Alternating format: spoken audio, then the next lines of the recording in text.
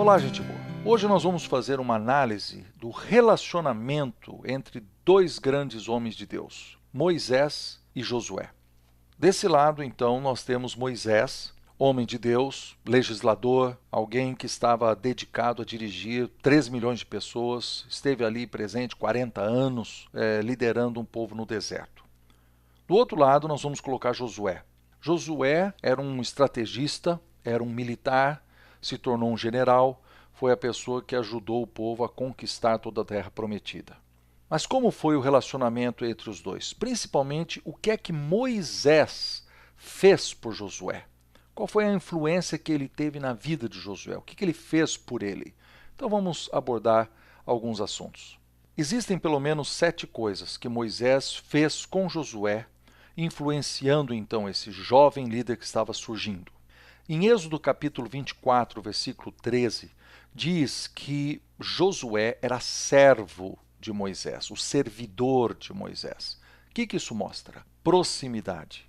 Uma aprendizagem que não era formal, uma aprendizagem informal, por estar perto, por conviver. Eu imagino que Moisés resolvia um caso difícil e logo depois que a pessoa saía, ele virava para Josué e dizia: tá vendo esse assunto aí que foi difícil? A pessoa não aprendeu a seguir o princípio X ou Y. Ou seja, havia uma aprendizagem, uma proximidade. O servo também fazia coisas pelo seu senhor, ele lavava seus pés, ele providenciava roupa, comida, ele estava ali junto o tempo todo. Em Êxodo capítulo 17, versículo 9, diz que Moisés enviou Josué para liderar uma guerra, ou seja, ele lhe deu uma oportunidade para trabalhar na liderança.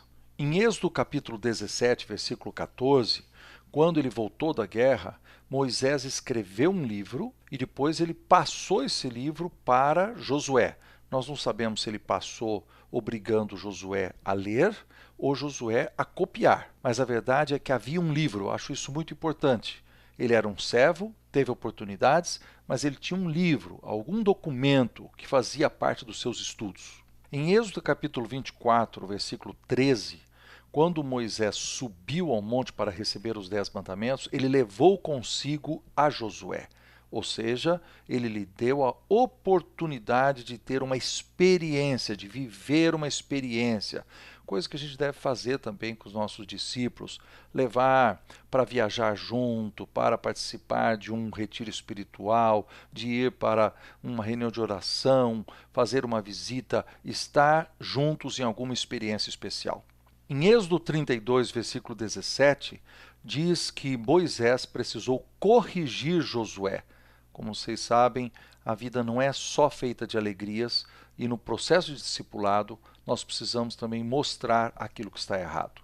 Em Êxodo 33, 11, diz que Moisés entrava na tenda para falar com Deus e que Josué não se afastava dali, ele ficava na porta do lado de fora, sentado ali no chão, aguardando.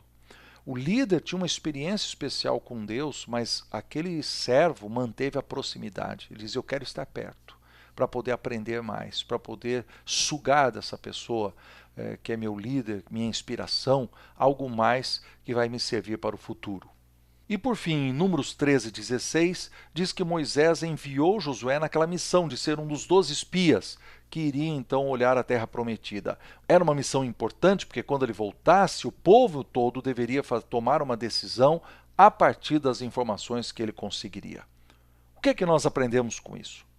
Que Moisés deu a Josué uma experiência fantástica. Ele era um servo, ele teve a oportunidade de liderar, ele tinha um livro que eles estudavam, ele tinha experiências pessoais, só os dois juntos, ele corrigiu quando foi necessário, sempre estava perto e quando mandou em missão, ele foi e obedeceu.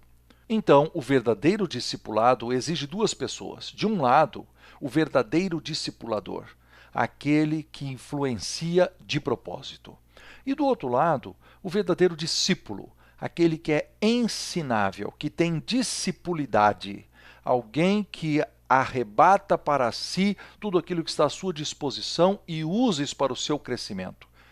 Esse é o homem que não será o mero religioso que eu mencionei no vídeo anterior. Ele nunca será a pessoa da mera religiosidade. Não, porque ele tem transformação verdadeira dentro de si. Ele tem o coração sendo transformado. Tchau, gente boa. A gente se vê aí numa próxima lição de guardanapo.